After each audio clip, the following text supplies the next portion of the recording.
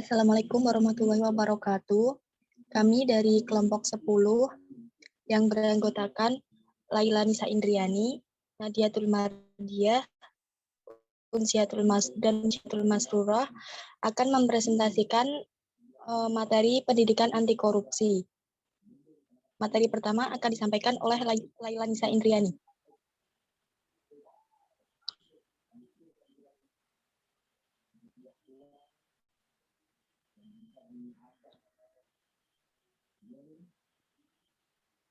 Yang pertama yaitu terkait dengan definisi dan ayat Al-Quran terkait dengan pendidikan anti korupsi. Kata korupsi berasal dari bahasa Inggris yaitu corruption, artinya penyelewengan atau penggelapan uang negara atau perusahaan dan sebagainya untuk kepentingan pribadi atau orang lain. Agama sangat mengharamkan korupsi karena dalam agama Islam, korupsi merupakan sebuah bentuk pengkhianatan. Banyak sekali ayat-ayat dalam Al-Quran maupun hadis yang melarang kegiatan korupsi dalam hal apapun. Di antaranya Quran Surat Ali Imran ayat 161. A'udzubillahi minasyaitonirrajim. Bismillahirrahmanirrahim. Wa ma kana linabiyyin an yukhala wa may yahlul ya'ti bima khalla yaumal qiyamah. Tsumma tuwaffa kullu nafsin ma kasabat wa hum la yuzlamun. Yang artinya, dan tidak mungkin seorang nabi berkhianat dalam urusan harta rampasan perang. Barang siapa yang berkhianat, niscaya pada hari kiamat dia akan datang membawa apa yang dikhianatkannya itu. Kemudian setiap orang akan diberi balasan yang sempurna sesuai dengan apa yang dilakukannya dan mereka tidak dizolimi. Next, Mbak. Selanjutnya makna dari ayat Al-Quran tersebut yaitu memberikan pesan bahwa pendidikan anti korupsi sangat penting guna mencegah tindak pidana korupsi. Jika beberapa instansi anti korupsi lainnya menangkapi para koruptor, maka pendidikan anti korupsi penting guna mencegah adanya koruptor, seperti pelajaran akhlak, moral, dan sebagainya. Pendidikan anti korupsi ini berkaitan juga dengan pengajaran nilai-nilai moral kemanusiaan dan akhlak yang diajarkan agama. Materi selanjutnya akan disampaikan oleh Nadiatul Mardiah. Baik, selanjutnya riswah dan gulul.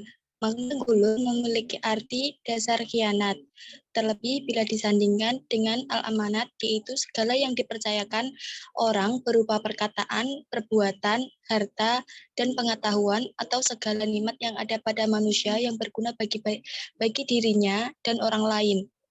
Tidak menyampaikan amanah-amanah tersebut sama dengan melakukan gulul atau khianat atau penggelapan. Bentuk-bentuk gulul. 1. Bentuk gulul jika dilihat dari objek ada 2, yaitu gulul terhadap harta bersama dan gulul terhadap harta orang lain secara individu.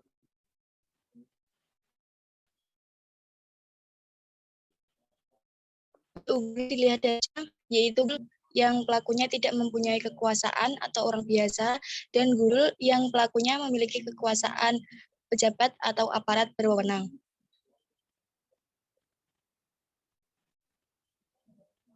Selanjutnya, riswah. Secara etimologis, riswah berarti upah, hadiah, komisi, atau suap. Sedangkan menurut terminologi, riswah adalah apa yang diberikan baik uang maupun hadiah untuk mendapatkan suatu manfaat atau segala pemberian yang bertujuan untuk mengukuhkan sesuatu yang batil dan membatilkan sesuatu yang hak.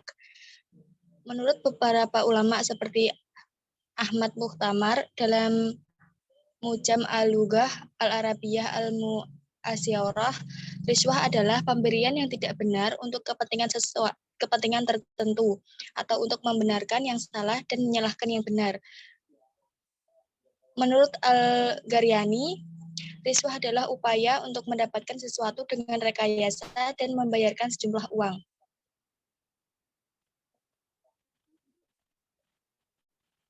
Bentuk-bentuk riswah.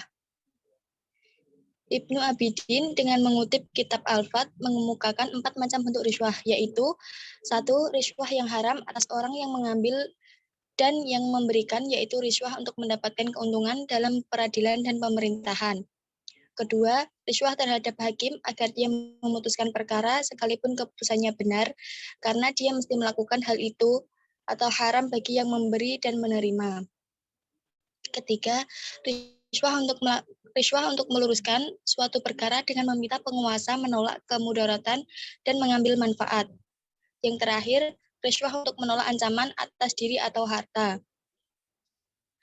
Materi selanjutnya akan dilanjutkan oleh Mbak Unsi.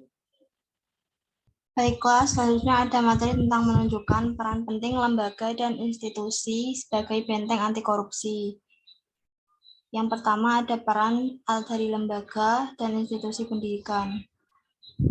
Hal-hal yang bisa dilakukan oleh institusi pendidikan diantaranya 1. Menjadikan peserta didik menjadi target sosialisasi pendidikan anti korupsi. 2.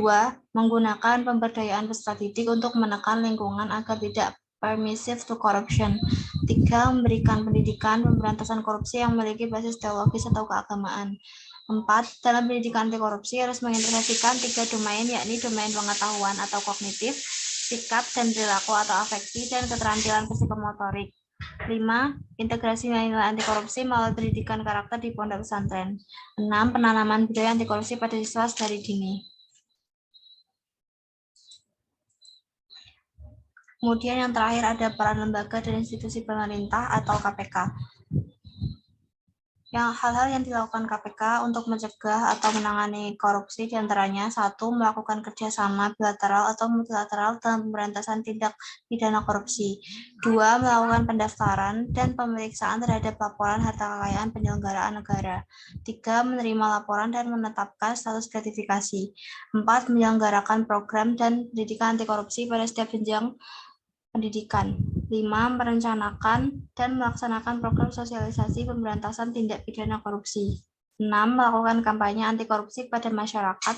Dan yang terakhir 7. Melakukan kerjasama bilateral atau multilateral dalam pemberantasan tindak pidana. Baiklah, saya rasa sekian presentasi dari kelompok kami. Kurang lebihnya mohon maaf. Wabillahi taufiq wal hidayah. Wassalamualaikum warahmatullahi wabarakatuh. Terima kasih.